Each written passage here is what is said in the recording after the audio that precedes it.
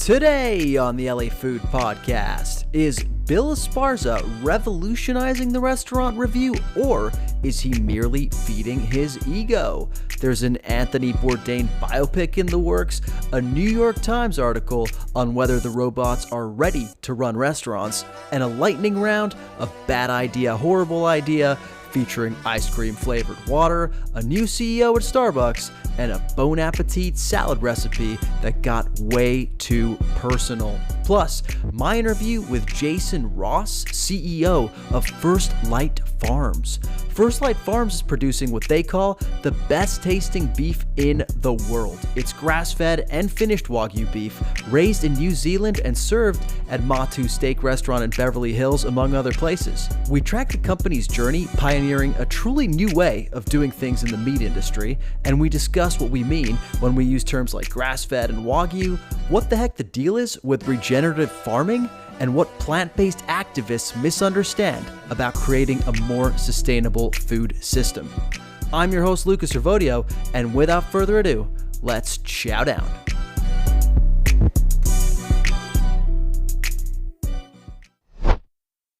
Dear listener, I made a deal with my wife. She let me start a food podcast and eat ungodly amounts of noodles, pizza, sandwiches, and more under two conditions. One is that I never utter her name. The other is that I find ways to be healthy outside of my work in food. Being the fantastic partner I am, I found a few ways to up my health game. I exercise almost every day, I try to sneak in salads for lunch whenever I can, and I only ever snack on healthy foods. The macadamia nut has become an essential part of my daily routine, with the best omega-6 to 3 ratios in the nut game, 8 times better than pistachios and 20 times better than cashews. At houseofmacadamias.com, they've got a bunch of different macadamia products that you can enjoy, like savory and sweet snack packs and chocolate-covered snack bars. One of the problems with macadamias I've found is that they can be expensive, but I'm solving this for you, dear listener, because as of today,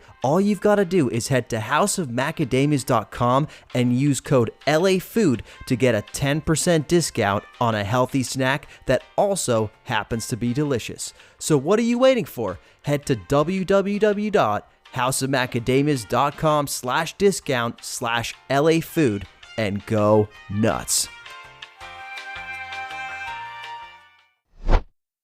Welcoming back to the LA Food Podcast, a man who's all about the gains. It's Father Saul. Father Saul, how you doing today, buddy? I'm doing well, man. Still beautiful in Seattle. Still hanging out here, waiting for.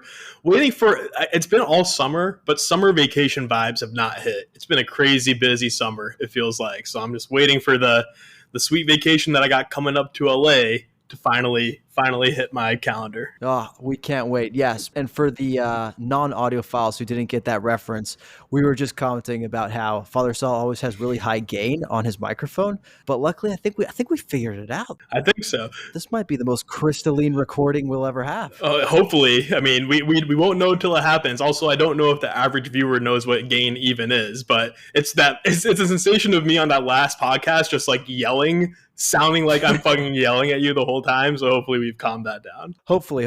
And if we do lose any audio files because of that, that's too bad. But hey, maybe we didn't need you in the first place. Hey, Father Saul, you're going to be an absent father next week. You're ditching us, and we're going to be having a special guest doing Newsy Bits with us, who I will not disclose at this time.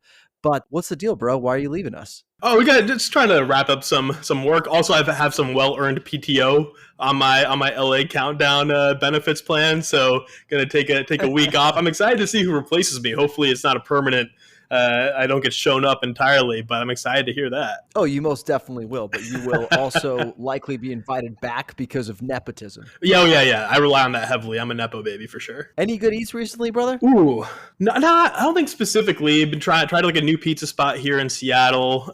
I think called Jackson Street Lounge. That was pretty good.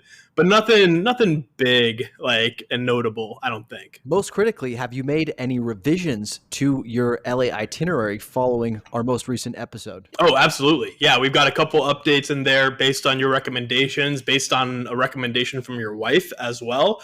Isa listened to the episode. She was super psyched about it and the ideas you had. So yeah, we've made some updates, and it's gonna make for an even better time in LA. Can you give us an example of the updates? Well, the pizza pop-up you recommended on Friday, for sure. And then I think some of the noodle spots you called out in Sawtell were particularly appealing to her, as expected, as discussed. And for listeners who want to know names, we're talking about Petramali, Killer Noodle, Sujita, Nongla, good eats I've had. We went to something called a boodle fight a couple nights ago. Have you heard of this? Huh. I have never heard of a boodle fight. Basically, it is one of the biggest like celebratory meals in Filipino culture where you like go to a place, I think sometimes a restaurant, sometimes a home, and they cover the table in like banana leaves, and then they serve all of the food on the banana leaves, and you just sit around it and eat it with your hands. There's, to my disappointment, no fighting involved, but there was plenty of delicious food. We went to a spot called LA Rose Cafe right next to Safi's in that like sort of like pocket of, oh, you've been to Found Oyster, right? Yep. So it's right down the street from Found Oyster in that pocket of East Hollywood in the shadow of the Scientology building.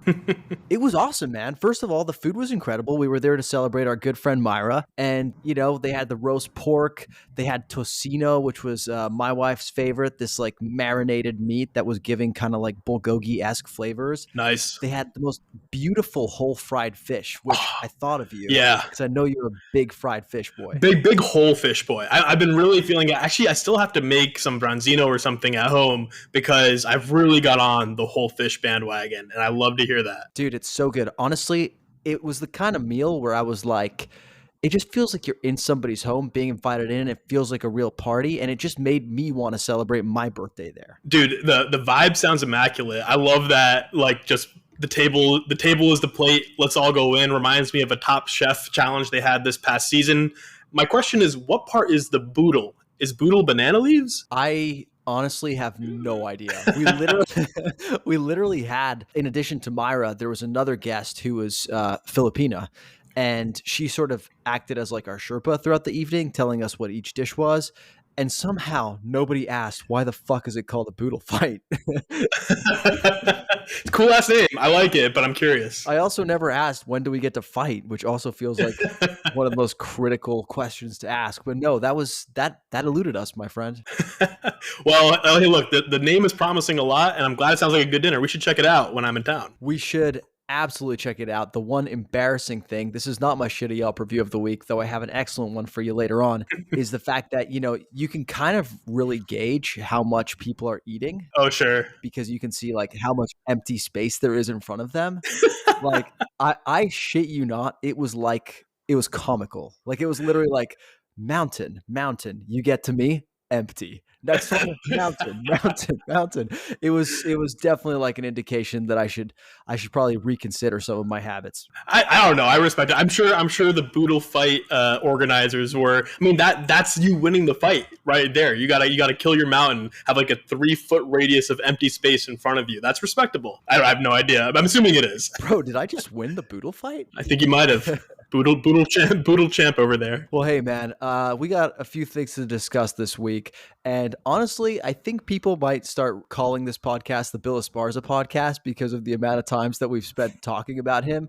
But the dude just will not quit. He was back at it this week with a few other taco reviews, this time reviewing 3 carne asada spots: Tacos La Rueda in Bellflower, Mocho Mitos Asador in Whittier, and Los Cholos, which has a few locations between Huntington Park and Anaheim.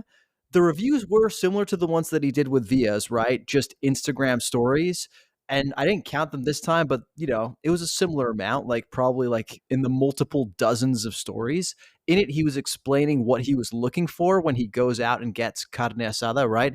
Key things being smoke, quality of the meat, preparation of the meat, cook of the meat, and then sort of the accoutrements. And then he reviewed the taquerias, said what they were doing well, and more importantly, in Bill style, what they're not doing well. He gave them 6s, which by Via's standards, like Via's would have killed for a 6, right?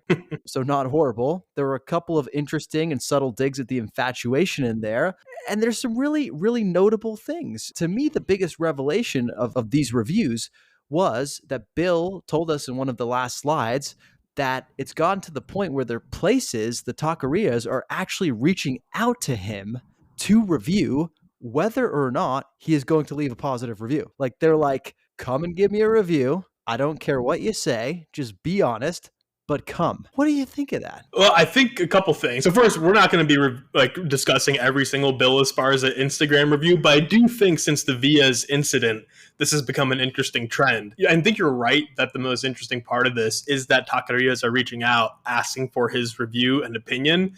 I think there's a couple elements of that. One, it's kind of a smart move because I think the dynamic, because remember, we talked about Via's as both a review of the food but also a personal animosity and like really like brutal tone. I think by inviting Bill, they're immediately kind of getting in his good graces and showing like, look, like, yeah, I it's something that I respect, that you want to get like honest feedback. And I think therefore when Bill gives his review and is critical of some of the components of each of these spots, he's still like doing it with a much more positive bent and I want you to succeed sort of bent to it, which he did include in Via's, to be fair. Like, here's how you can improve, here's why I like disagree. But of course Via's also had like a ton of Trumpian comparisons and like more personal digs. I think it's a wise brand and marketing move for these places to reach out and welcome Bill because it has that positive bent. I don't think that's why they're doing it necessarily. I think it's an interesting dynamic that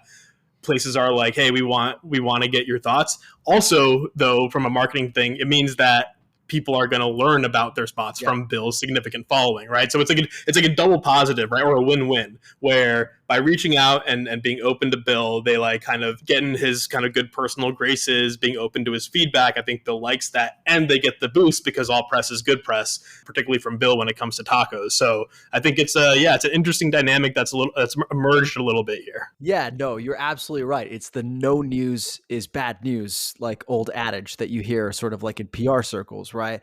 And there's definitely an element to that. And I think the sort of like tone of this one was very different of this sort of review and interaction, because I think Bill even put up a screenshot of Tacos Los Cholos' response to his review, which was basically like a thanks for your feedback. We'll actually take it on board and try to do better, basically. Yep. But one thing I hadn't considered is the element of like kissing the ring. Yeah. That's kind of what you're getting at, right? You're like, Bill is kind of like the godfather of LA tacos.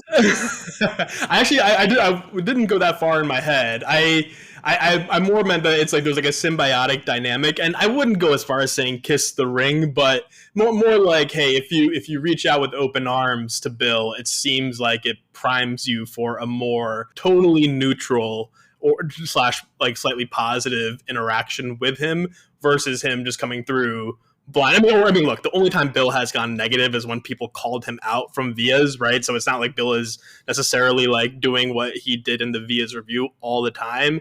But I wouldn't say kiss the ring, but I just think there's like a hey, we saw what went down with Via's. Maybe we think we can do a better job. We're going to reach out, get some shine in terms of being on Bill's platform, and also be open to the feedback, take a different tack than Via's sort of did. And like I said, it kind of works on both sides. Yeah, well, I think from the taqueria's perspective, the motivation is really clear. I think what you're getting at is really advanced thinking. Like, I'm actually come on, like that is some like political strategist David Axelrod shit.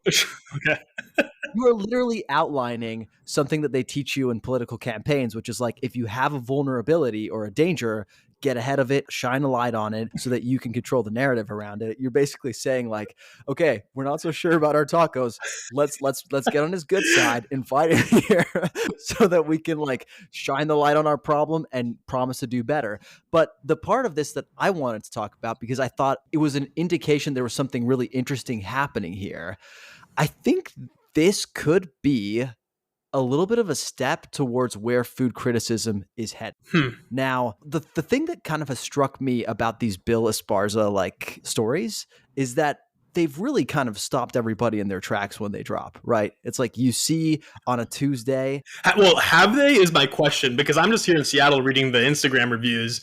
Have they stopped everyone in their tracks, or are they just stopping us in our tracks because we track this stuff? Like, have you heard from others who are like really invested in Bill's review of like Los Cholos, for example? Well, I think you can look at the fact that when this happened with Via's Tacos a couple weeks ago or a few weeks ago, the lines at Via's Tacos were huge. Sure. Like literally like boots on the ground showed that people saw the hubbub and they took action and went out on the streets to support Via's Tacos. Now, the thing is, that's only one side of the fight, right? Mhm. Those are the pro Vias people, but you'd have to assume that there's at least as many people who don't agree with it, who didn't show up at Vias, right? So that's a lot of people. I think that there's a lot of people that are paying a lot of attention to this, basically. And that's why you get the people like Tacos Los Cholos reaching out and being like, do us, do me next, you know? But basically, like, so I don't know if everybody is paying attention to right now, but I do think that the people who follow this stuff are paying attention to it very closely,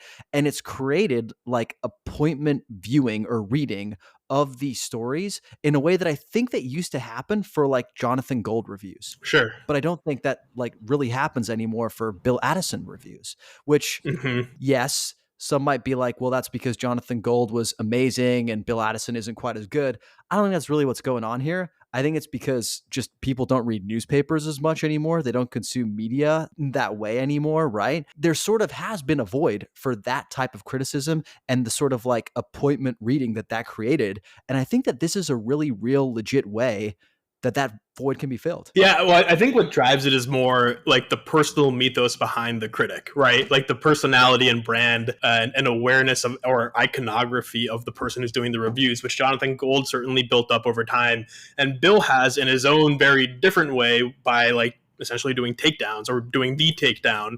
And I think Bill's always had a reputation of like really like not mincing words and being really specific in his criticism. In fact, something I'll say is when we did the Vias Taco like kind of reflection conversation, one of my questions was, is this actually a fair food review given the clear personal animosity from Bill? And I think seeing these additional reviews from other highly rated taquerias gave me even more confidence that Bill was being fair to Vias on a food standpoint, because he's being fair to everyone on a food standpoint. Yes, he's not doing the personal animosity bit with Cholos or others, but he is being real. And you can even see in the pictures, I think, of Cholos, like the way they cut the tacos. I'm like, actually, that doesn't look great. And Bill had specific feedback for how they had like kind of butchered the carne asada. That I think was interesting. And I do think what you're touching on is kind of when a person sort of captures public interest via their personality and personal, like, you know, personal brand, for lack of a better term, which then creates the interest in what they have to say, versus Bill, who I think has a much quieter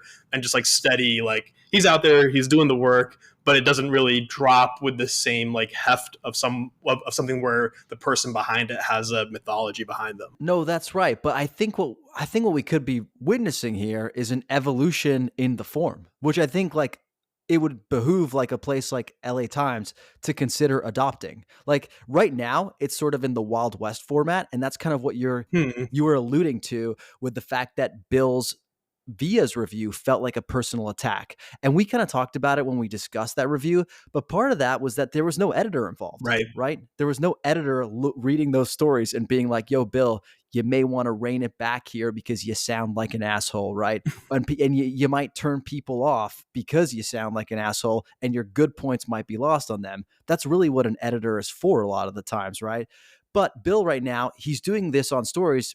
And he says at the top of the stories, like, I'm an independent journalist. I'm doing this in my capacity as a freelance journalist. I pay everything on my own dime.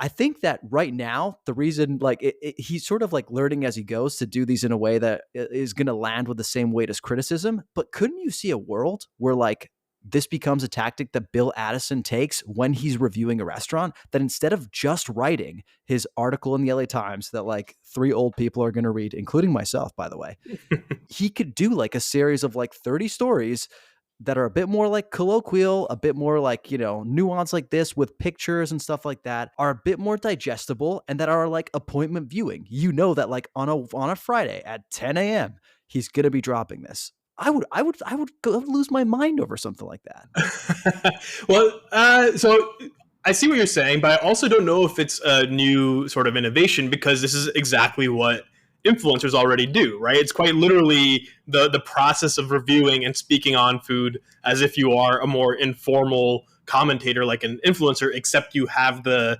cachet and reputation of a Bill Addison or Esparza behind the Instagram and more informal experience. Like, look, whether it's, I mean, Infatuation does Instagram story ride-alongs, right? Which I always like jump at when I see them drop it. Or yeah, like, I mean, you yourself or our friend, that one guy on the Air Jordan podcast whose name I can't remember, like people do this. Whoa, shots fired, bro. I legitimately can't remember his name, but like it's like a thing. I mean, I don't think this is new necessarily. I think this is how. But the difference there, if I may, is that I'm nobody. Yeah, Like the infatuation are. that's right. I don't want to say they're nobody, but they're not considered food critics. Yeah, yeah. And the guy on Air Jordan is definitely nobody, right? We can agree on that. That is shots fired. That there was shots fired. All right, yeah, but everybody knows I'm joking. The difference here is you're combining the two forms, right? You're combining something that is out there, the sort of like influencer mechanism, but could be embraced by folks with actual gravitas, right? And all these people have spent so much time, not all these people, but a lot of these people have spent so much time complaining about the rise of influencers. It's like, well, hey guys, just like, stop yelling at the technology and use it.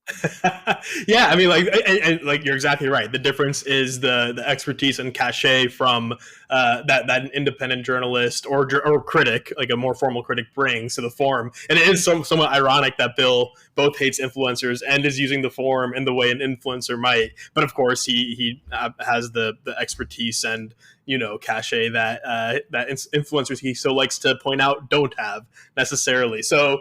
Again, I think this is a pretty well-formed method of dropping reviews, and I suppose you're right that maybe it'll be a thing where if a Bill Addison type or Pete Wells type is reviewing a restaurant that won't merit or won't make it into the published paper, they could do a more informal version of the review, like a ride-along and real-time thoughts if they'd like. But for the most part, I see this as something that's like a well-established way of talking about and critiquing restaurants that Bill has decided to just participate in via his own unique way, right? Getting invitations from the restaurants and doing his form of reviews. Yeah, to me, it's like way more existential than that, bro. I literally think that like if critics don't do this, they're going to miss the train and become irrelevant. Huh. Like literally they're just serving a very like one type of reader right now. The other part that I think resonates about Bill Esparza's reviews is love him or hate him, he's being 100% himself on there. Right. With the infatuation content, God bless him. And it's actually one of their strengths, but it's so manicured. It's like very perfect. It's very edited. And even with the LA Times food and their like online Instagram persona, they create all these beautiful graphics with like quote excerpts and stuff.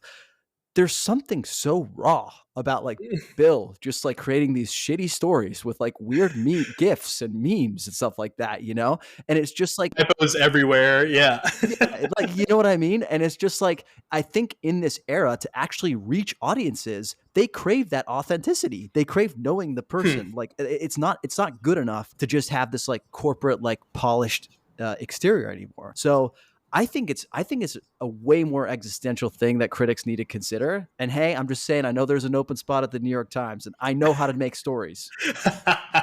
There you go. Like that's your resume pitch right there. Yeah, I think the point that's most important here is the trust between the speaker, the critic, the influencer, whoever, and their personality and the way it relates to and builds trust with the audience, right? And interest, right? Like LA Times, like Bill Addison's reviews end up on the LA Times' stories, right? Just as like the, hey, check out link in bio or whatever for this new like piece that Bill dropped. But what I think you're speaking to is just like the evolution of this trend where individuals who build a platform for themselves create a personality that people like and respond to, then build their platform and talk about what they know.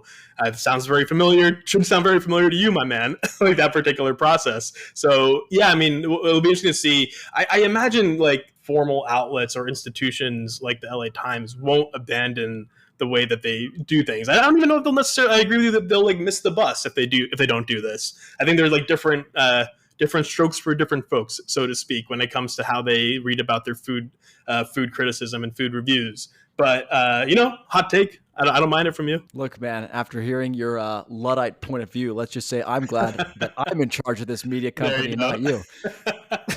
You got the vision, man. Look at you. Yeah, yeah. Well, look, speaking of swim lanes, let's talk about TV, okay? Do you get it because you're the TV correspondent? Yeah, I got it. Yeah. Yeah. Good. I have to ask you about this because it was news that came across my timeline today, and I was like, damn, this sounds interesting, but I feel a certain type of way about it. And that is that there is news that an Anthony Bourdain biopic is in the works. It's called Tony, and it's being produced by A24. There's a great article by Eaters J.S. Saxena in it, which tells us everything we know about it so far, which is not much, but we've summarized it as well in our LA Food Stack newsletter, which is available in the show notes for free. And here's what we know about it so far, Saul. We know that Matt Johnson, who directed Blackberry, is in talks to direct. We know that Dominic Sessa, who you might know from The Holdovers or the recent flurry of Hotels.com commercials, is slated to star as Bourdain.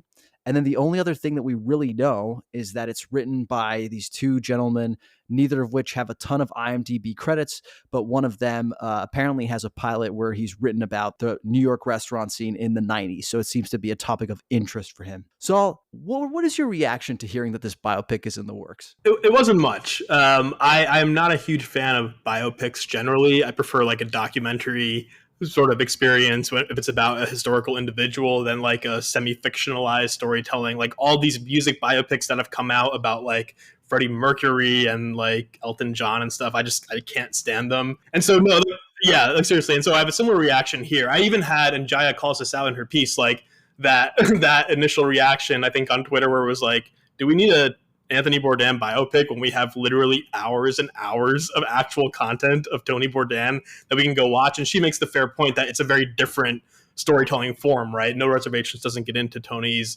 necessarily like Tony's personal storytelling and background. There is a fundamental difference in the storytelling between a fictionalized, or I should say semi-fictionalized, biopic, based on his real life versus an episode of No Reservations. But for me, it's not something I particularly need or I'm interested in. I'll be honest. Like, well, I'll see how the reviews land, or I might watch the trailer for this. I think Sessa is probably a really good casting choice, but I don't know if this is the aspect of Tony Bourdain that I'm particularly interested in versus just going and rewatching his Houston episode of like Parts Unknown or whatever. Let's be clear. You will be watching this and we will be reviewing it because this is a food podcast and you've made your bed, so you might as well line it, right? Sheesh.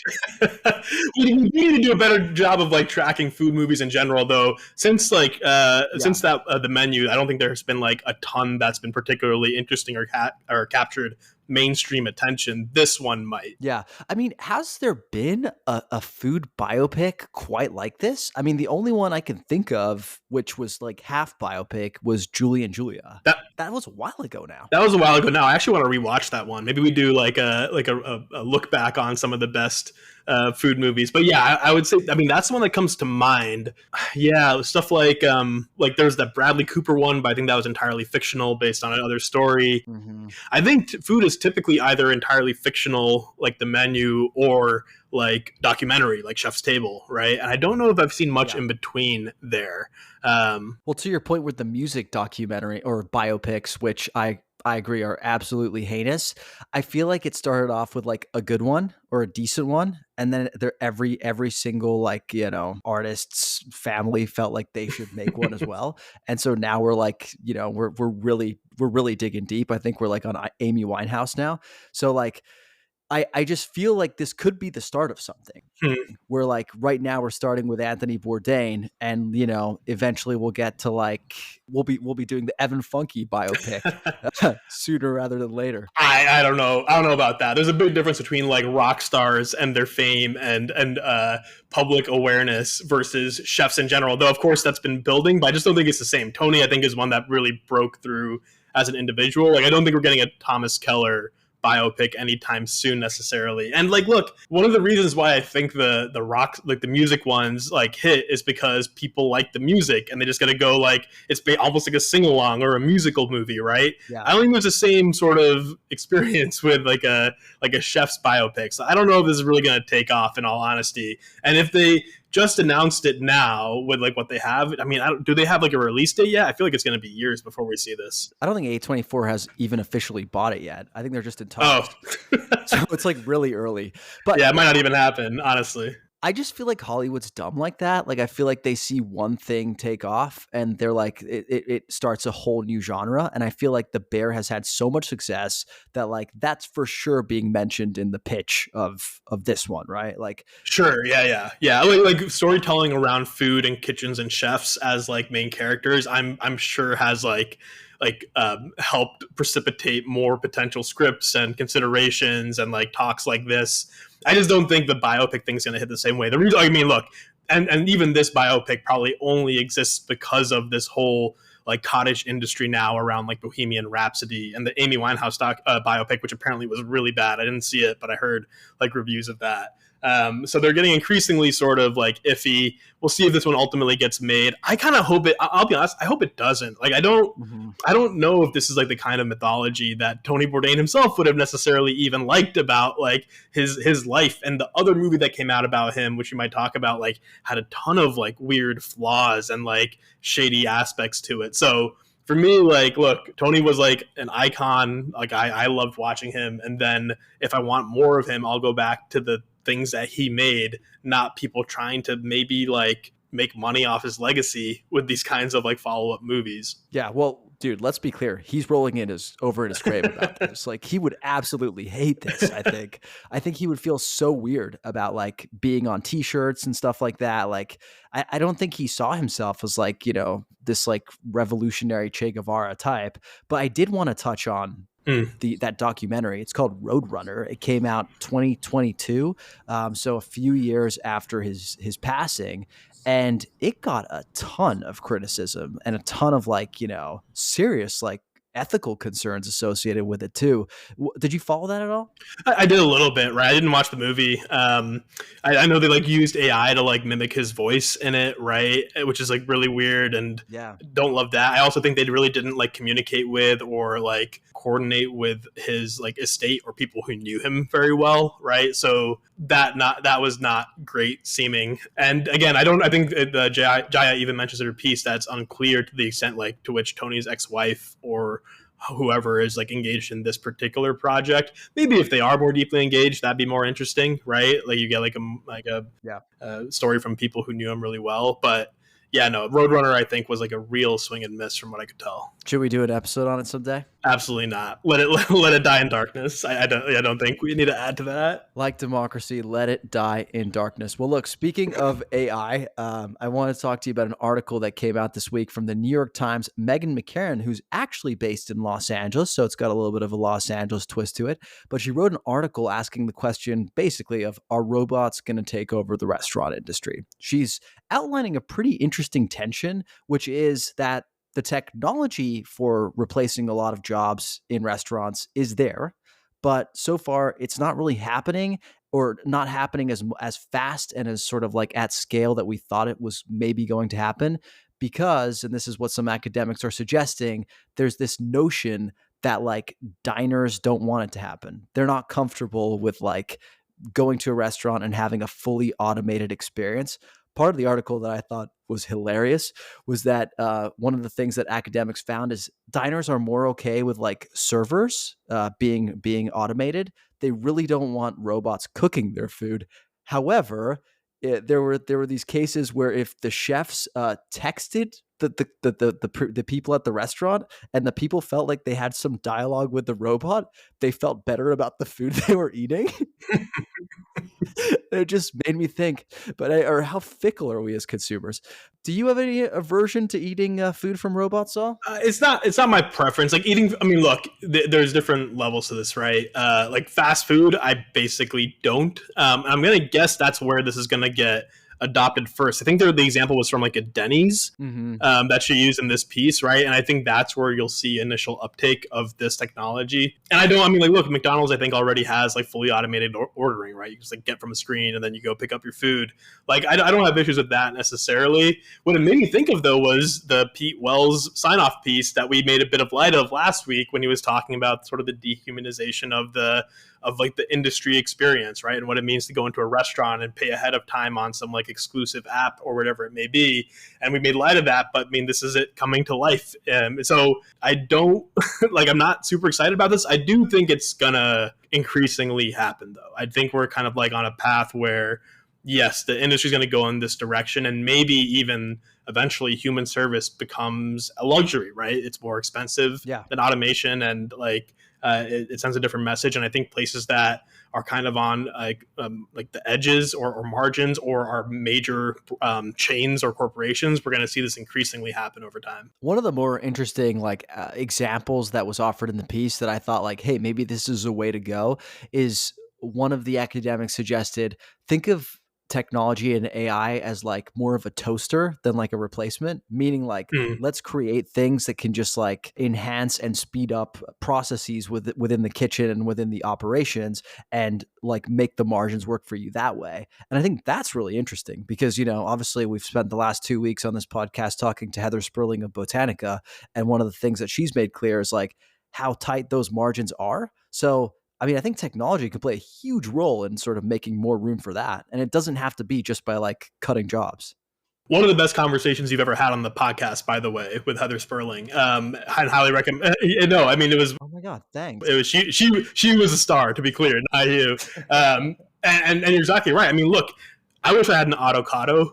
I think that's what it's called, the avocado that automatically like peels and like Yeah. pulls out meat. Back when I was working at Qdoba, that would have been helpful, right? I would take that absolutely like any day of the week. So yeah, no, I think like it's going to increasingly be integrated. The place where I think the tension's going to come is when it starts replacing service jobs in real ways. And look, I don't know like how far we are from robots being able to actually cook complex food. It seems like I would imagine very far away, but that like server interaction, right, or like bringing the food out, like that seems like it could get increasingly like at least people are experimenting with options to do that right now. Yes, between some combination of it like bolstering jobs. Another thing that was interesting about this piece, by the way, was when places integrate technology without telling staff versus when they like give staff a heads up and explain the role, like the different way it lands, and predictably like when they just drop it in, there's a lot of tension, whereas it's people are pretty open to it when they're like communicated to ahead of time and the role that like the new technology is supposed to play. Yeah.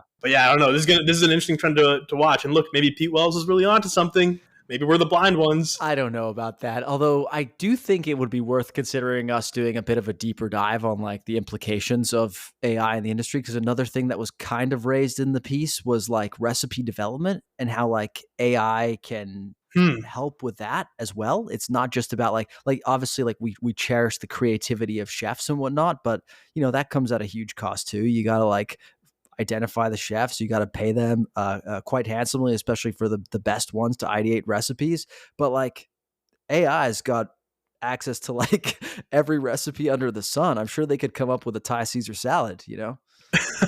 I mean, I hope that I don't love on a personal level, right? Like, because that's similar to like AI writing scripts and stuff, right? Where it's like, no, part of the reason I want to experience this is because it's another human who's reflecting on their personal experience and using their creative like well to come up with something new. I mean, look, again, it could be different in different contexts. If McDonald's has a new product that's like informed by AI, I don't know if I care one way or the other. Versus like a poltergeist, this would never, I think, happen there, right? Where and I wouldn't want it to, right? The same way I wouldn't want, I like don't find it appealing to have like movie or television scripts and human stories developed by technology in the same way. The other sort of like concerning part for this, I don't mean to turn this into a personal anxiety fest, but like the, you know, avocado example you give, I think could create another sort of haves and have-not situations where like if you can afford the new technologies and whatnot, your restaurants are going to keep getting richer. But if you can't,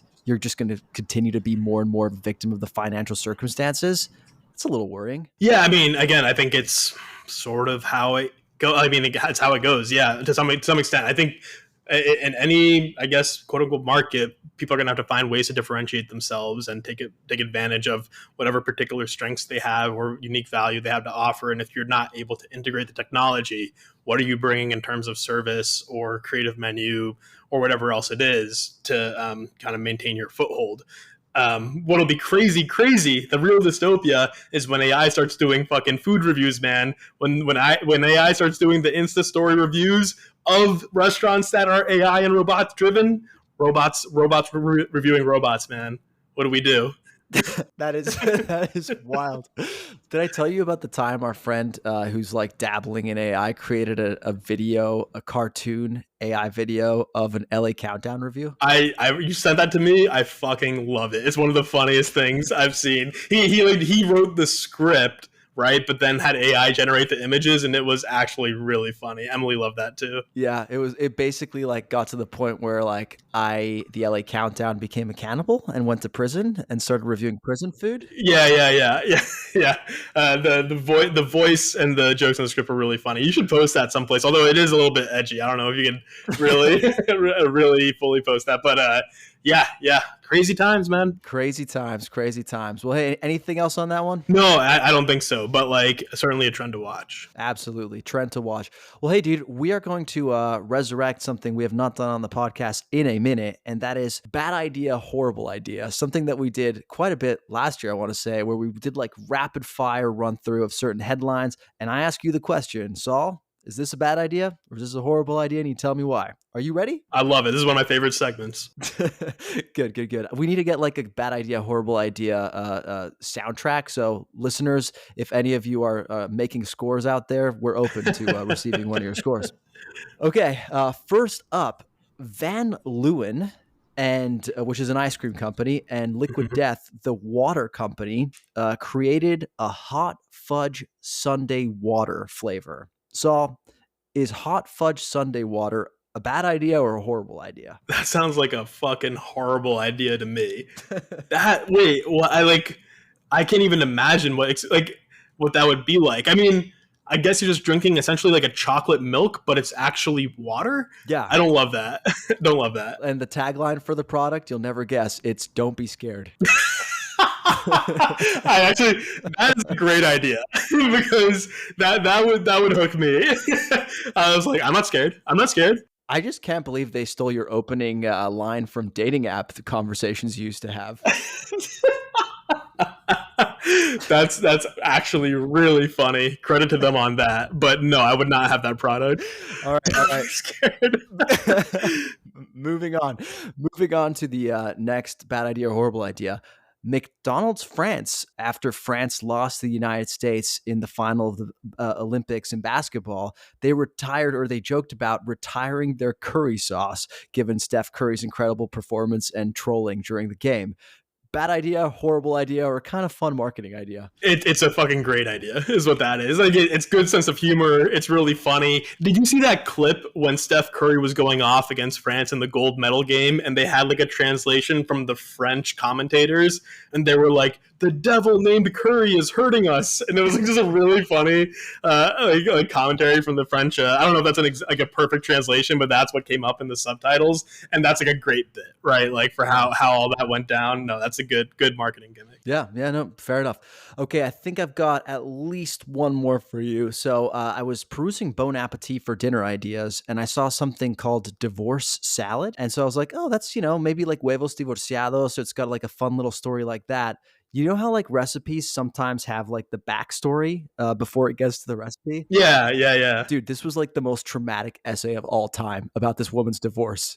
And it like finishes with like, and here's the salad that like got me through it. And like literally it was like, it took me on all kinds of a journey before I even made the salad. And the only like actual thing that I could do then was probably DoorDash because I was too like bummed to cook. So basically the bad idea, horrible idea is starting a recipe with an intensely traumatic story at the top to hook your readers. Bad idea or horrible idea? Look, I want to call this a bad idea, except it seems to really work because it was one of the staples of like food blog recipes back in the day that you'd have to scroll through like 8 pages of personal backstory to get to like the 3 ingredient like roasted vegetable recipe that you wanted to make. So I think this is a well-established art form. I don't love it. It worked on you to at least read the piece. I also love, initially I feel like this is a building off of like Marry Me Pasta or something, right? Like the pasta you make, which I guess like the night you propose or something. So when you were saying it was divorce salad, I thought it was going to be like a salad she served like with her divorce papers that like have "I want a divorce" written in avocado or something on top of the salad. That's what I was picturing, but it makes more sense that it was like the salad that got her through. I suppose. But look, I'm happy for her. Yeah. Good to eat salad during a divorce, I think, process. You don't want to lean on like the pints of ice cream or whatever the cliches are. Yeah, no, that's way too cliche. No, I think it was more like going back to the market and like trying to put together the salad and being in touch with the ingredients made her realize that she needed a divorce. Oh, so the salad was a part of the divorce decision making process. Yeah. It wasn't just post. Yeah. Whoa, interesting. Wait, I want to read this. Put this in the show notes. I will. So just all I'm saying is be careful next time you send Emily to the grocery store, okay? And look, I mean, given like the intrigue now, I gotta say it must have been a good idea because this sounds like a very compelling recipe that I want to read. Yeah, fair enough. We'll add it in the show notes. All right, that wraps up today's section of a bad idea, horrible idea. Dear listener, let us know if you like that, and we'll keep it up. All right, Father Saul, you've been very generous with your time. I know you're a very, very busy man, but there would probably be a right if I didn't ask you to share your shitty Yelp review of the week. I might ask you to go first here, man, because I don't know if I have a great one. Like there's small things like reading before bed was something that me and Emily like to do, but sometimes I'm too lazy to do it, and I'm like I'm tired, but end up watching YouTube next to her for like another hour and not reading. I think that's about like as bad as it's gotten. I felt like I had a specific example, but for the life of me, I can't remember it. So maybe I was just good. Maybe you were just good. Fair enough. I'm just going to give you a 1-star as a co-host for not being worse. But there you go.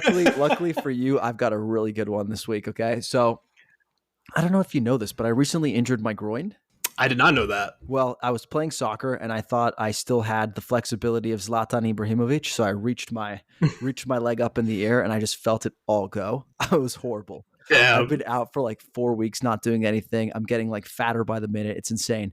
I realized like I have to do something because my groin's not healing. I've been out for 4 weeks. So I was like, babe, we are going to go get gym memberships. Okay. And I want you to come with me. Let's do this. Like, let's go to the gym. I need some support to go. Like, I've been finding it hard to like get out of the house and do this. Let's do this together. Right. The gym closest to us is this gym called South Pass Fitness. And it's this cool, like independent gym. It's been open for a few years. Funnily enough, I used to go there a few years ago. And you know how it's really hard to get out of gym memberships?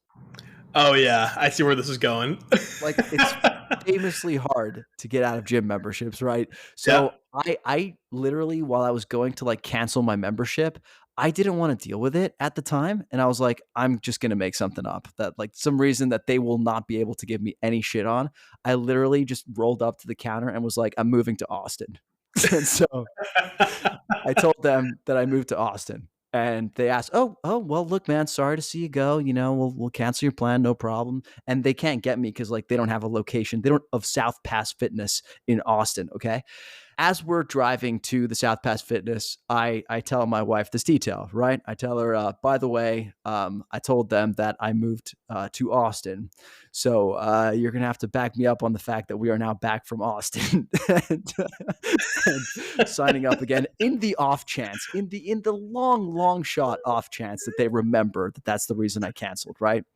Dude, I shit you not. I roll up to the front desk. It was like not a day had passed. It was the same exact guy standing at the front desk.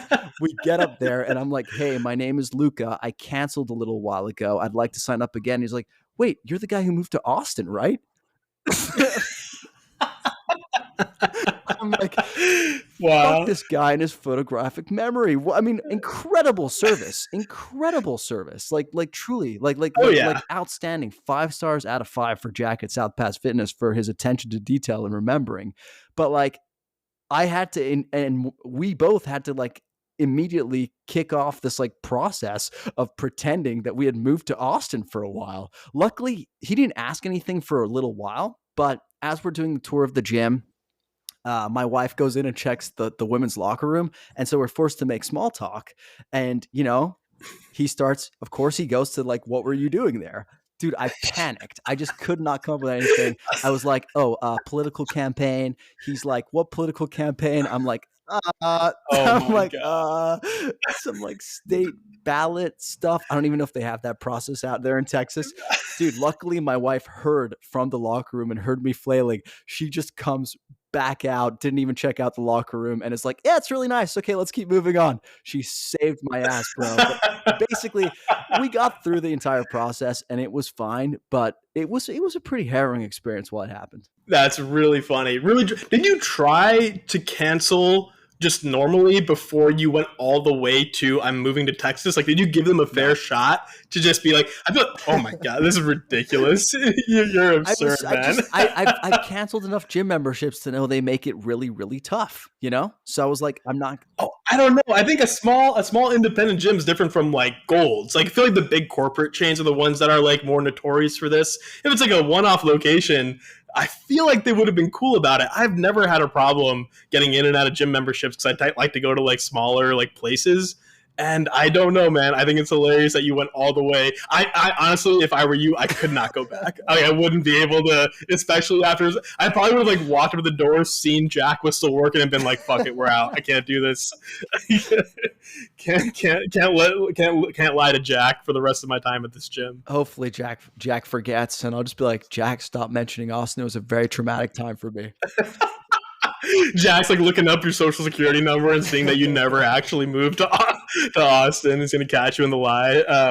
Damn, that's crazy. That is a solid actual 1-star, I would say, for lack of composure, general inability to navigate life. Yeah, I'm gonna dock you for that. Yeah, yep. Deserved, and I think my wife would agree. But see, that's the caliber of shitty Yelp reviews we're expecting here, man. So I need you to. I know. I gotta set my game up. I need you to step down your game. Step down your game.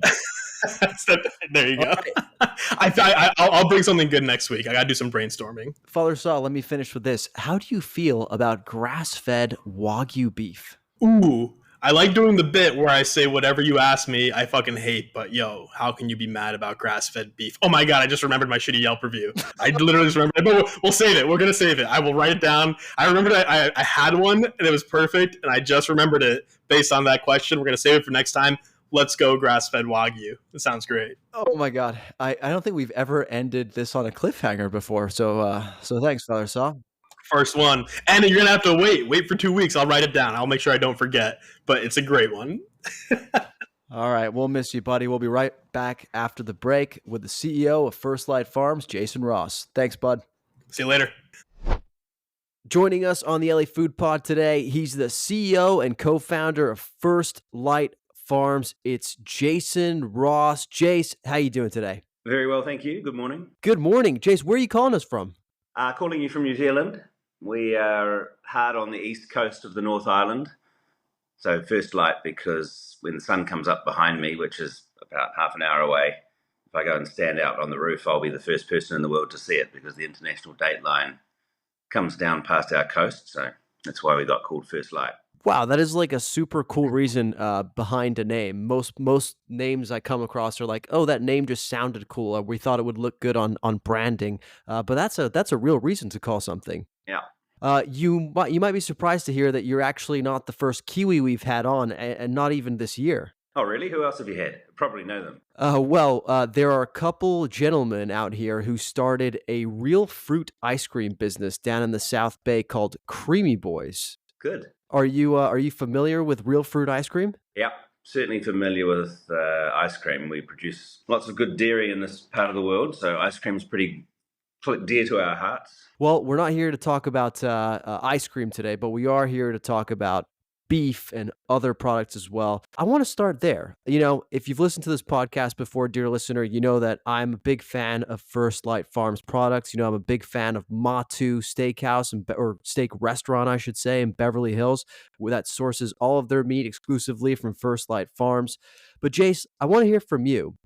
What are we talking about when we're talking about First Light Farms meats? It's a group of farmers that got together and we saw a bit of a movement happening 20 years ago now.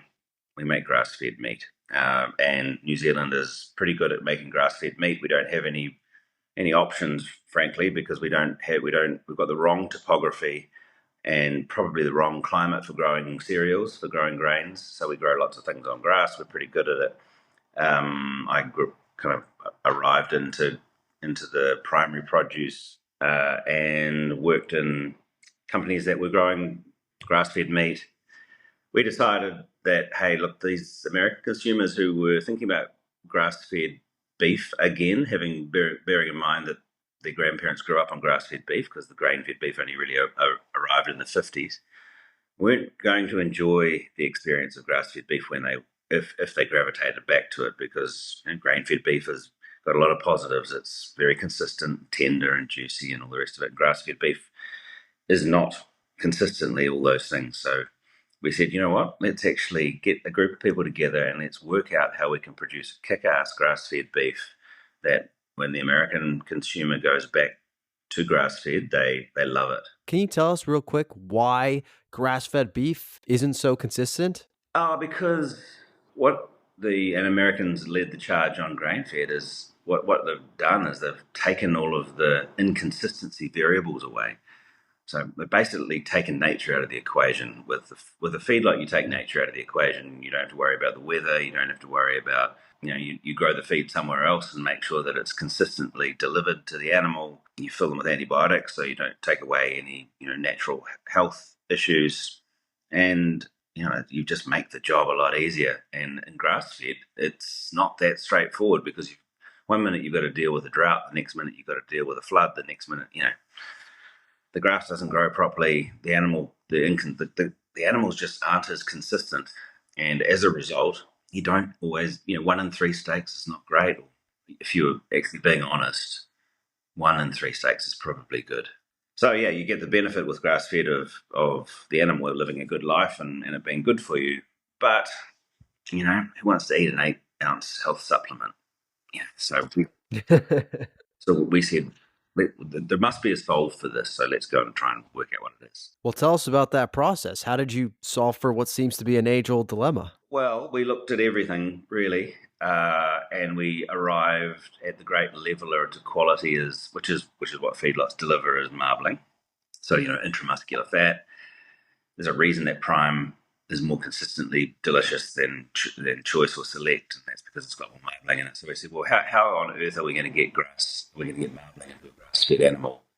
Because in the world, this is a slightly, stop me if I could talk about this all day.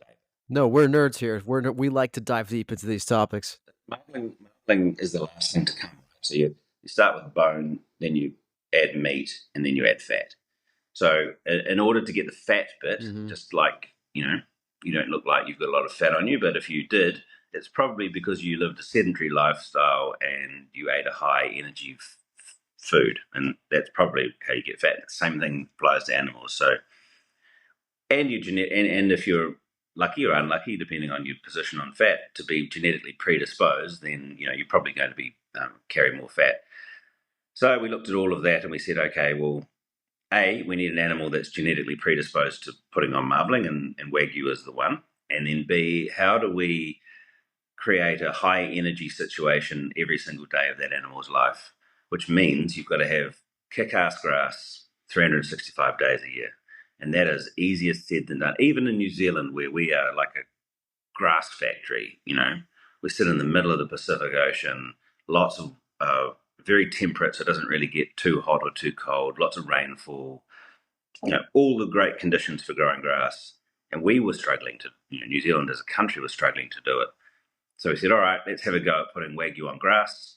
Just coincidentally, we had a Japanese business up the road, and they had run out of money, and so we went to them and said, hey, why don't we try growing these wagyu that you've got in this little feedlot on grass? And they said, you're crazy. It's not the Japanese way. This will never work. And if you just rolled this will never work for the next 15 years, you probably got our story, because nobody thought it was going to work, including us for a while. But, that's kind of how that's the recipe. You have to have farmers who know how to grow kick-ass grass 365 days a year, which means you've got to be doing things like in the pinch seasons, like middle of summer and middle of winter, when it just naturally doesn't grow that well, you've got to have a crop like a kale or a brassica or something, that mimics grass planted, even if you don't have a terrible season, it doesn't get too hot or it doesn't get too cold, you've got to plant it anyway, just in case. Yeah. And then you got to grow this animal on that's for the last 500 years lived in someone's backyard and helped plough the rice paddy. And you got to get them growing on grass, which is also interesting. So you're telling me that if we're getting First Light product in December, we could be getting kale-fed beef? Yep. It's probably 2 or 3 weeks, maybe a month, and it's not every year, but you just cannot afford to have them stop growing. That sounds like an LA person's dream, having kale-fed beef, just take him to Erewhon, give him a smoothie. Now, you mentioned wagyu, and I wanted to ask for our listeners who don't know, what are we talking about when we're talking about wagyu beef? Wa is Japan and gyu is cow. It's the easiest way of thinking about it. Japanese cow, it's a breed. They were traditionally, as I mentioned earlier, lived in the Japanese rural family's backyard, and they were cart oxen. So if a Japanese family had a little rice paddy, the animal went up and down pulling the plough. So they're shaped a little bit differently to, say, an Angus. They've got bigger shoulders and smaller hindquarters because they were dragging a plough. They were like the family pet. Mm-hmm. So they got lots of massages and got fed whatever the family was eating, which may have been beer. So yeah, that's the origins of them. And then I guess they've discovered that they are genetically predisposed to marbling, and then the Japanese decided that was a good thing, and then they bred for marbling. So they came out of the rice paddy and onto the table. I feel like in this day and age, you go to a lot of places, whether it's meat markets or restaurants, and you see the word wagyu floated around. That all that means is Japanese cow. It doesn't really tell us anything about how that cow was fed or how it was raised, right? No, it's a descriptor of the breed. Yeah, and Kobe, as an example, is a place in Japan that happens to be very good at growing wagyu, and it's right up there amongst the best. But I could be totally wrong here, but what I've been told by the Japanese is the reason Kobe took off in the US is because that was where a whole bunch of soldiers were stationed after the Second World War. So they came home and said, hey, we had this amazing beef, Kobe beef, sort of stuck. Yeah. Interesting. Another thing that I'm interested about the First Light model is the entire sort of like cooperative farm model as well. Can you tell us a little bit about that? Well, they're hard to grow. So you can't just give a calf to a farmer and hope, because it's a really bad strategy, hope. So we would say the best farmers, the best grass-fed farmers in New Zealand together. Not all of them, obviously, but a bunch of them. And we said, hey, look, this is what we think North Americans are going to want, is really good quality grass-fed. Here's our idea. Come join us. We got lots of no's, but we got some yeses, and it was enough to get us going. We are a group of farmers. We're a tight group. It's now a closed community. We don't need any more farmers. We don't want any more farmers. And they are, they're happy for a couple of reasons. One, they're growing a beautiful product, and two, they get to see it all the way through to the other end. I mean, in most places, if you're a farmer, you sell to this big stainless steel edifice, and then that's it. Your job at that point is done. Our farmers can, through we have a community app where they get to talk to their customers, they get to see it on shelf, they get to see people loving it at Matu. So yeah. So okay, again, for the uneducated consumer, how is that different from the beef that I'm just finding on the shelf at my local grocery store? The majority of the beef that you're buying at the grocery store was raised by someone who sold it to a factory at a price on a day. They probably had 2 or 3 options. They could have sold it to Cargill or JBS or whatever, and that's it. They get a check. There might be some incentive for, if it grades prime, they might get a little bit more. But their job really is to just grow the animal as quickly as possible, with the lowest amount of cost, and then sell it to someone who's pretending to be their friend, honestly, so they can get it off them. And that's it. Job done. Yeah. And what about the standards? Like, obviously, like we see like the standards like on packaging and whatnot.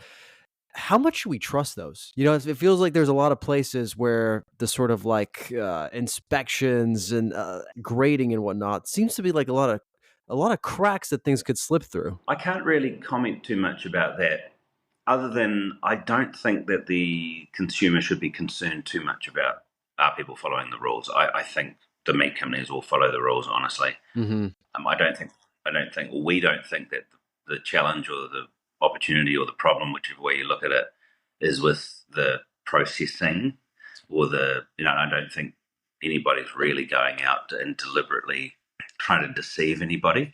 I think what's more fundamentally wrong is the fact that, and we come from this because we see these animals, one thing to have a view as a third party remote. It's another thing to have a view when you see these animals every day. Mm-hmm. So we fundamentally, when you see them out walking around on a field doing what they're supposed to do, and then you see them standing shoulder to shoulder in a feedlot, that's the problem. I don't think that they're misrepresenting what they're growing. I just don't think that they're growing the right thing. Interesting. That's a really good perspective to have. Look, let's double click on the farming aspect a little bit, because one thing we've talked about on the podcast before, just in passing, and it seems to be a buzzword right now, is this term regenerative farming. What are we exactly talking about when we talk about regenerative farming? It's not as black and white. So we've been at this a long time, and we've been sort of responding to our consumer for a long time. We helped the non-GMO project write their beef standard. We've been around for a long time. It's not as black and white as something like it's either been fed GMOs or it hasn't. Mm-hmm. So there's lots of interpretation, and when you get into a situation where there's lots of interpretation, you get a lot of cynicism, and so it has become quite divisive as a concept. We are advocates for it because our interpretation of it is soil protection. And there's a whole lot of things you do to protect the soil if you farm regeneratively. But fundamentally, the reason we think it's of value is how the soil is the beginning of everything. It's the beginning of the food chain. So healthy soils make healthy grass or healthy plants. Healthy plants make healthy animals make healthy people. Mm-hmm. So if you get that first bit right and you believe in quality, then it's just a no-brainer. And we also quite we have followed the base regenerative principles. It's just in our DNA. We've always done it. So it's actually quite nice to have a name for what we do. So we haven't changed anything to become regenerative certified. We've just adopted a standard, basically. This is going to be seemingly a little bit of a tangent, but it's just deeply related to a lot of conversations that we've had on this podcast and that have sort of been in the zeitgeist, definitely here in Los Angeles. But we've seen a lot of restaurants, or some restaurants certainly, transition away from being plant-based and embracing regenerative farming. And some of them have made the case that they believe that if we're truly looking at what's best for the planet from a big picture perspective, then incentivizing regenerative farming is perhaps a better way to get there than just trying to get everybody to go plant-based. You may not be able to comment so much on this, but I'm curious if you have any opinions on this debate. Oh, yeah. I have a strong opinion on it. History would show that mono anything is bad. So, look, I'm pissing people off here, but when you drive through the Sacramento Valley and you see monoculture artichokes, apricots, all and you try and argue that is better than an integrated animal and plant system, and it's just you shoot holes in it all day. And that is, so in my mind, that is as bad as having concentrated animals all standing shoulder to shoulder. Mm-hmm. I mean, nature doesn't work like that. It's a bit of a cliche, the word ecosystem, but it's legit. It's kind of what sustainability is all about, is having the right balance of animals and plants. And we have evolved as humans to have the right balance, and we get out of kilter every now and again by going too hard on plants or too hard on meat. And then it's a little bit like the boat, right? The ship gets back on course. And I think most people that went hard out on plant-based were responding to probably two things. One, a little bit of hype, but if they actually had 2 minutes to think about it, they were probably responding against industrialized animal production. And I think that's where grass-fed and regenerative have actually solved for the problem to bring that ship back on course. Meaning, like they were worried about they saw these images of, cattle being treated like shit and all these other places, and they took issue with that and wanted to respond to that in some way, shape, or form. Yeah, the first half a dozen lemmings did, and then everyone else just jumped off the cliff with them. But then, of course, there's people that are just, they look at things from a carbon perspective, right? And they're just like, it takes less carbon to grow plants than it does to farm animals, and therefore, if our goal here to help the planet is to reduce carbon, then how can you argue that that's not a better way to do it? Well, it's just isolationist thinking, isn't it? I mean, it's just like, go back to the word ecosystem. If you pick one variable out and make that your sole focus, then yeah, sure, I'm sure you can argue for that. But if it's in balance, and there's plenty of examples of animals being critical to sequestration of carbon and health and well-being of soils, because you got your straight plant. Let's imagine you're in the world with a straight plant. Where are you going to get the nutrients to grow the next crop from if you don't have fertilizer, which is animals creating waste from their poop to create the next plant. So it just doesn't. It's just simplistic thinking. Yeah.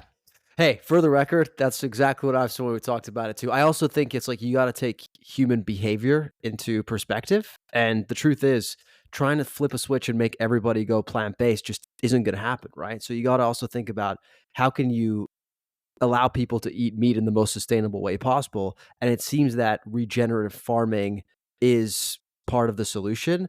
Question for you that I have, and I genuinely don't know anything about this, but my understanding is that there's sort of a tension between making sure that there's enough food to feed people around the world and that we're farming things the correct way. Do you think that it is a realistic thing to shoot for, to be able to scale regenerative farming in a way that also allows us to feed people? Yeah, look, I don't know that I'm probably slightly better equipped than you to answer that question, but not a lot, honestly. I think that what's going to happen is we're going to find that we will go into a world with, I'll go back a step, resources we know are finite. I think if populations grow, which has now become debatable, then those resources will go to people before they'll go to growing animals. And so I think we've just got to be.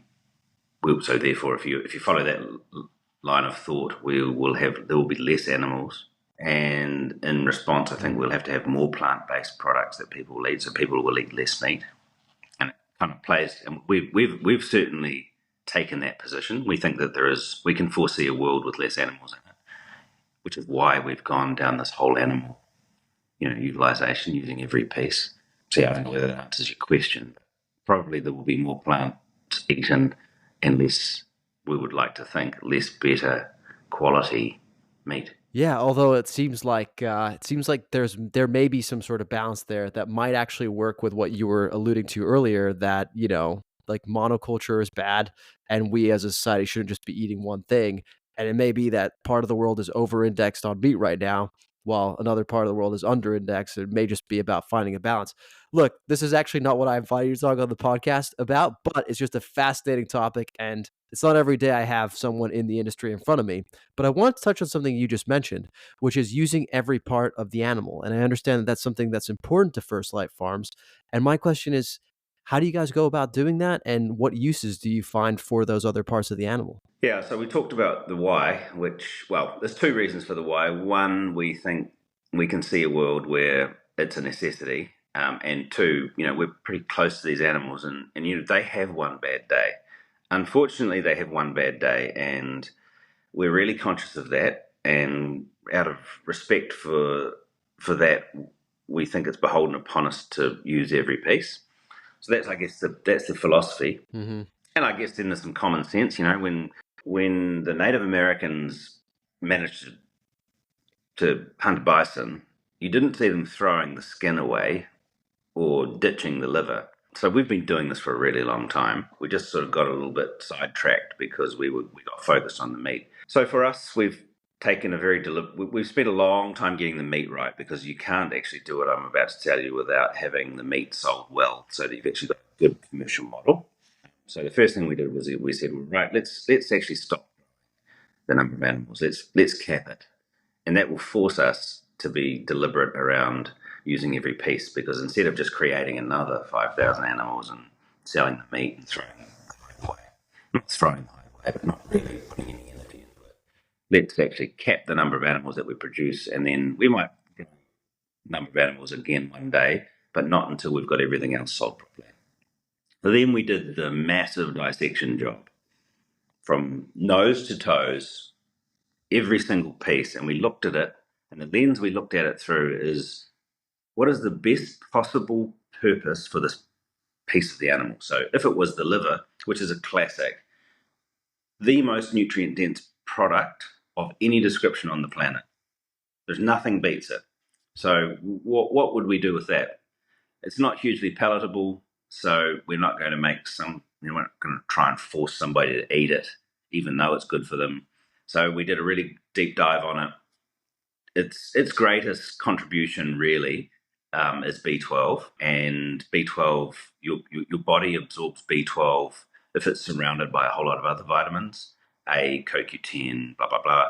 So we said, okay, well, for all those people out there that are deficient in B12, then the liver is the best solution. It's better than the synthetic that B12 supplement that is A, not bioavailable, and B, if you've bought into animal and plant-based, why are you putting a chemical down your throat? Good question. So yeah, so with the liver, we said, right, let's freeze dry it, mill it, encapsulate it, put it in a jar, and then if you happen to be deficient in B12, or you need iron or zinc or one of the other trace elements that's in liver, then you know that it's come from a place where the soil's been done right, the grass has been done right, the animal's been done right. As opposed, there are alternatives out there, but who knows where that liver came from, right? Could have been anywhere. So I don't know whether it's a long-winded way of getting to the point, but we did that with every single piece. Mm-hmm. We did it with the oyster blade, which if you split it in half is 2 flat irons, and we said, right, those are the second most tender animal muscle on the animal. Let's do flat iron steaks. We did it with the bones. We said, okay, well, if we take the bones, what can we do with them? Well, you can with beef bones, you can make stock and broth. You can press them and get the marrow out and make pet food. There's a bunch of things you can do with it.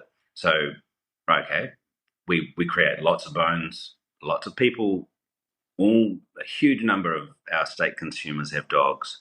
Let's create a wagyu ribeye experience for dogs using our bones. Yeah, and you can probably tell in my voice, it's super exciting. Creating animals and selling the meat is nowhere near as cerebral as capping it and being forced to think about how you can use every piece for value. And value is a combination of nutrition and return to the farmer and satisfaction.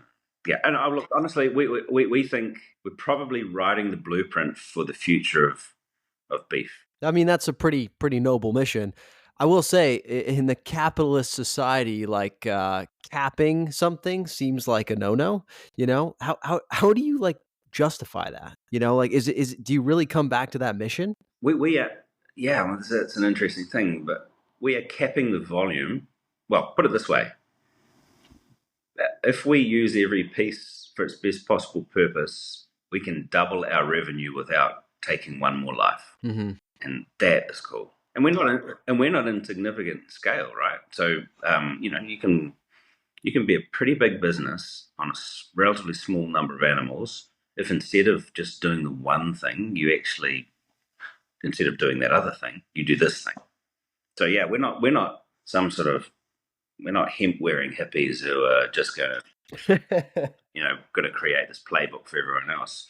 We want to drive value back to our farmers, back to ourselves, and we think this is the best way of doing it. Shots fired at hemp wearing hippies, but yeah, totally. No, I hear you. Yeah, I'm just kidding. I'm just kidding. Hey, that's super interesting. I did want to, this is obviously a food podcast. A lot of people who listen to this are listening to learn about flavor and sort of like which things taste the best. So I did want to ask about the flavor benefits and how you perceive those of having grass-fed and grass-finished beef. It's a deeper flavor, is how we would describe it. When you're in the grass fed business, the great thing about marbling is that it dilutes some of the sharp edges on grass fed. Mm-hmm. I mean, anyone who's eaten grass fed knows that it has a quite a strong, it has a number of strong flavors, and marbling washes a lot of those flavors, dilutes them. Which, if you've got grass fed, is good because you pull it back closer to grain fed.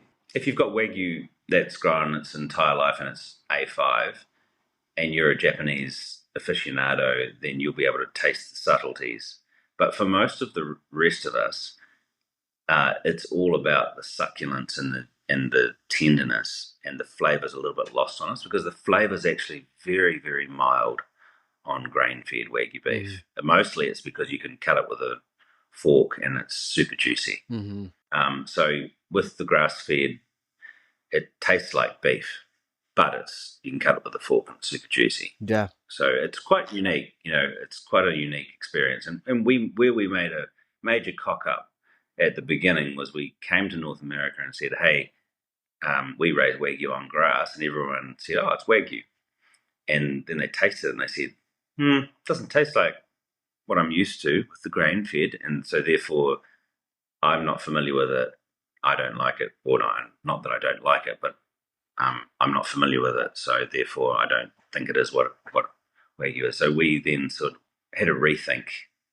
We're super premium grass-fed beef, really. That is enabled by wagyu, but we think it's the intersection of kind of sort of luxury, of the wagyu luxury, with all of the credentials of grass-fed, and it's pretty kick-ass. And if you've been to Matu, or you've bought a steak out of the grocery store and eaten it, you will know.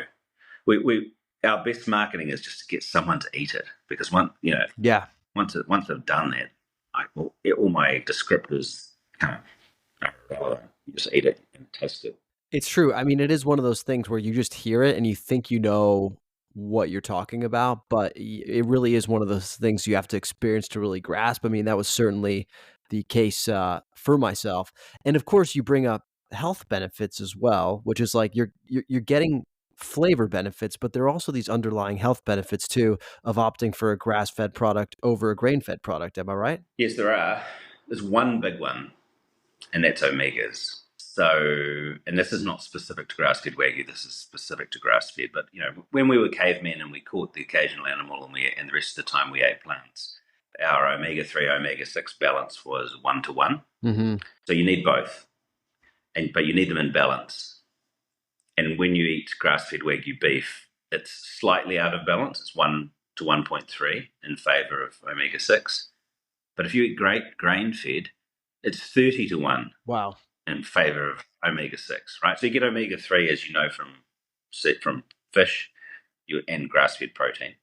You get omega-6 from anything that's got corn in it. And it's a known fact that if you over-index on omega-6, you will get sick, obese, blood diabetes, all the rest of it. So you eat too much corn, then your body's just not biologically programmed to deal with it. And corn's in everything in the US. Yeah. I think it's in like 80% of all products in a supermarket. It's like anytime you see like natural flavors on the ingredient list, that's likely corn, right? Yeah. I mean, the wax on the apple to keep it shiny has got corn in it, Wow. Crazy. So it's a good way to avoid over-indexing on omega-6 is to stick with lots of seafood and grass-fed protein. What was the process of actually taking this product to market like? Oh my God, it was like living hell.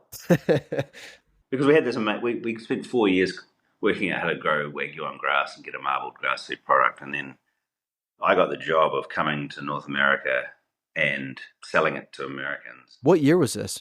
Because you launched First Light in 2003, right? Yeah. I probably started coming in 2008 or something like that. Got it. So I spent, I don't know how many years it was, but more than 10 years coming to the US. And I was there for 150 days a year, while my wife was raising 3 kids back in New Zealand. Wow. And yeah, I told you we had them sort of a mistake where we went to restaurants in the early days, and they said, look, you're a great guy with a great story, but we've got so much access to grain-fed wagyu beef out of Australia and domestically, and this is just not what our customers think wagyu beef is, was one mistake. And then the other mistake was when you are at a restaurant, unless it's Matu, even if it is Matu, your priority is not health and well-being, really. Your priority is enjoying time with your friends and family.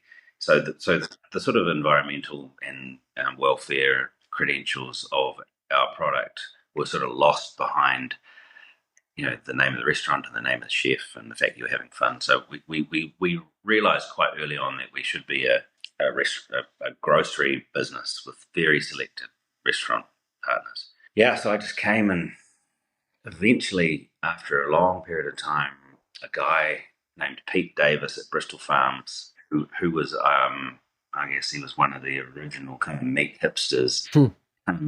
He gave me a shot. He gave us a shot, and I spent a lot of time with Bristol Farms, getting grass-fed wagyu established as a thing. And then one of Pete's friends in the meat, in the grocery meat department business from another retailer said, hey, we think it's good. And then suddenly we had 2 retailers, and then we had 3 retailers, and then we employed somebody up in the US, and blah, blah, blah, blah. So yeah, it was a really long, slow burn. So the independent natural grocery channel, Lazy Acres, Bristol Farms, Erewhon, Berkeley Bowl, all those guys, they put us on the map, and we will forever be thankful to them. And they are still our peeps. Yeah. Yeah, and then eventually it went from the buyer, and the consumer started getting interested, and yeah, we've built a bit of a sort of a cult following, I suppose, on the West Coast, and actually in Texas of all places. That seems wild, considering Texas and their affinity for their own stuff, right? Yeah, and who would know? But I suspect with Texas, they just love beef. They'll eat someone else's beef on a Wednesday. And we've got a really great customer in Central Markets down in Texas, and we've done really good things with them. So you've mentioned a few, but I was going to ask you, where can people actually enjoy First Light Farms products if they're looking for you? Look, honestly, pretty much any of the independent natural grocers in California, you will be at. If you wanted to buy pet food and supplements, you might go to Erewhon. If you wanted to buy anything from First Light grass-fed wagyu beef sandwich at Lazy Acres, you've heard. Now anyone who's listening has heard of us. You probably realize you've seen us if you. Yeah. We'll be on shelf at most of those stores. What about restaurants? Is Matu the only restaurant serving First Light Farms right now? Yeah, to the best of our knowledge. Yep. We had a bit of we didn't have a great experience with restaurants in 2007, 2008, when the global financial crisis hit. And we realized we were bought long, sold short. If you were a money trader, we were bought long, sold short. So we had 3 years worth of investment in animals, because it takes 3 years to grow them. And we were sold into a market that was very fickle. Yeah. Restaurants, it's whatever the latest kind of thing is. And it very nearly sent us under. So we said, hang on, we need retail relationships, because they give us stability, 3 years worth of sales, really. So we haven't really chased restaurants for that reason, and for the reason I mentioned, that there's lots of grain-fed beef available for restaurants. We met Jerry, and I know you've spoken with Scott Linder on another episode, who's a great friend of ours, and between Hi Ho and Matu, that's kind of our gig when it comes. Oh, and Uovo, we do it into one of their pasta dishes. Yeah, that's kind of a gig.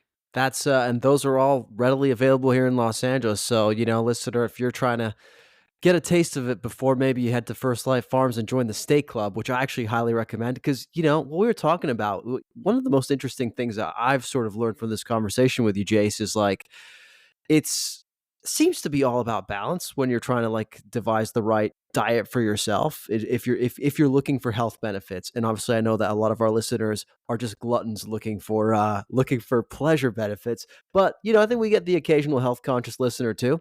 And I think that if I as a household am looking to get the right balance of like quality of beef, knowing that it's not going to be an everyday thing, I think the steak club makes a ton of sense. Yeah, I agree. If I was living in LA, I would join. I mean, I'm biased, but I would do it just because it costs a little bit more. It's actually not a huge amount more when you break it down, but you're getting a fantastic product, and you are going to look forward. We become a little bit numb around the steak purchasing process, don't we? Mm-hmm. Because you just go to the grocery store, you buy steak. I mean, it gives you a bit of pleasure. But when you know that you've got, the best of the best, and it turns up once a month, and you look forward to it, and you start to get a bit of Pavlov dog thing going on, you just appreciate it more, and it won't let you down. In fact, it'll do the opposite. It'll make you look like a hero in front of all your friends and family. It's true. Yeah, it's a cool thing, and it's become quite a big thing for us, a very important thing. In the world of kind of our world, because not all animals marble the same, so we break them into grades, and the highest marbled product goes into Matu and into the steak club exclusively. So they get the super, and not everybody loves the super high marbled stuff. For those who do, that's where you can guarantee to get access to it. Just, you told us a little bit about the inspiration for why you set out to start First Light in the first place, but how did you get into this business? Was this just predetermined? Were you born into it? I've read a few memoirs in my time, and I'm pretty cynical about people who say, I just knew. I think most of us, there's the odd person who just went on a tear in a straight line and got there. I think the rest of us, we just kind of meandered and, and when you look back at it, suddenly the road was a lot straighter than it actually was in reality, and that's my story. I think when I was at high school, I was going to be a pilot, and then I got to university and I decided I was going to become a diplomat. So I went, did law and international politics, and then I realised that living in a rules-bound kind of job was going to be at odds with my inability to follow the rules. So I changed that and blah, blah, blah, and then came out of university and wanted to realise that the whole pilot and diplomat thing wasn't actually because I like flying planes or shaking hands with people. It was because I wanted to see the world. And so in New Zealand, seeing the world comes in one of two ways. Typically, you either leave the country and go and spend some time serving people beer and, you go that way, or you get a job somewhere that sends you overseas. And so my dad was in the dairy industry. I was never going to do it, so I couldn't do dairy. So a friend, my uncle introduced me to a guy. He said he was in the meat business. He sent me to Australia. I went to Australia. I got given the job to go to all the craziest places in the world, selling meat from Australia I was selling meat into Cape Town, and I was selling meat into Plovdiv in Bulgaria and Moscow and all the places no one else wanted to go. But I'd actually realized, what, this was what I loved, and then through that process, I found food, because I was in all these crazy countries, and the way to connect with people was inevitably you'd have to go out for dinner. And I thought, wow, this whole kind of travel plus meat plus food thing. And then as I matured, the order of things changed, and the food thing became much more interesting, and I became very passionate about food. So that's how I arrived. It was not linear. Yeah. But looking back, it sounds linear, but it definitely is not. Yeah. Yeah, it's a great thing. That's what I think about people's memoirs, right? They write these memoirs and they say, oh, well, I knew. I had no idea. I mean, there's probably some gem in there that I wanted to go overseas, but you wouldn't really connect that. That's a long bow to try and connect those dots. Yeah, no, it's definitely like Monday morning quarterbacking, as we say here in the United States. Another thing that I find really interesting is when you started the business, sounds like you had a lot of naysayers. You kind of like alluded to this earlier on.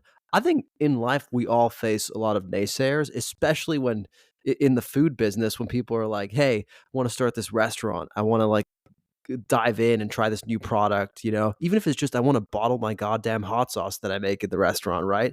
How did you go about navigating all those naysayers? I think it was probably the product that it is just such a kick-ass product, and when you got it in someone's mouth, the strike rate was so good. You just had to be time on the ground getting it in people's mouths. And then, creating friends who would introduce you to friends of theirs and building your network out. We are very much the bootstrap organic approach to growth. We haven't got a whole lot of investment and throwing the kitchen sink at it that way. We've just sort of very organically grown. But yeah, you got to have thick skin because not everybody wants to see you. Not everyone wants to see you fail. They don't. But it's competitive and hyper competitive in the west coast of the US. Yeah. But we knew that if we were going to go fishing where the fish were, that the grass-fed movement kind of started on the west. The re-emergence of the movement, I'll say, started on the west coast. So we knew that we were in the right place. We knew we had the right product. We didn't know it was just a matter of time. But if I look back now, it was just a matter of time because the product's so good. Again, a little bit of Monday morning quarterbacking there because now you know, but it sounds like just belief in the product really helps. If you feel like you got a good thing, stick to your guns. It's two things: belief in the product and having no plan B. That's good. That's good. All right. Well, look, the question we always end on with our guests is, when you look back on your journey so far, what are you most proud of? I think probably that we've solved a problem and we've sort of created the solution and implemented it, and people have adopted it. So we've created this. The problem was that grass-fed beef is inconsistent, not that, honestly, many times not that great. We sort of solved that problem. We created a system of growing that product that adds to, doesn't take away from the environment. And that regenerative thing, we were doing it regeneratively before kind of it was a thing. And the soils that we have gotten better, not worse, over time. And if we had this conversation again in 20 years, I'll probably look back and say all these people have mimicked us. So we created this kind of blueprint for solving the problem for a whole lot more people. So yeah, I think that's probably it. Well, hey, that's nothing to laugh at. That's incredible. Well, as listeners know, I'm a big fan of this product. They hear ads on it every time, and I will say those are just ads that I do because I want more people to try the product. That's all. That's the only reason, and that's because I was so impressed when I had it at Matu. I've been so impressed via the State Club.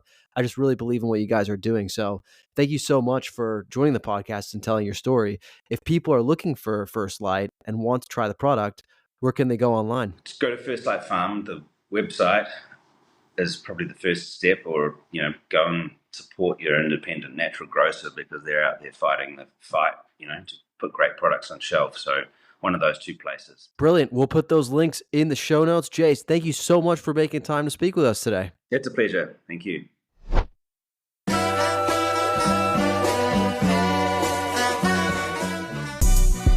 Thanks for listening to another episode of the LA Food Podcast. Thanks as always to Father Saul for making the time for us, and to our guest, Jason Ross, for finding the time all the way from New Zealand. The LA Food Podcast is produced with the help of Adam Skaggs, Tim Bertolini, and Tiffany Perez. If you like what you heard here today, dear listener, go to wherever you listen to podcasts, leave us a rating, review, subscribe. Seriously, all that stuff really helps us make our way up the charts on Spotify and Apple and get the podcast to more smart, accomplished, hungry individuals like yourselves.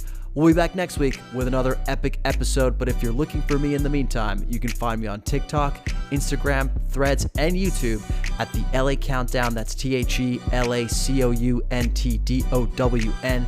Don't forget to go subscribe to our free Substack newsletter, LA Food Stack. That's LAFOODSTACK. You can find that in the show notes. And you can also find us on Instagram at LA Food Pod. That's LAFOODPOD.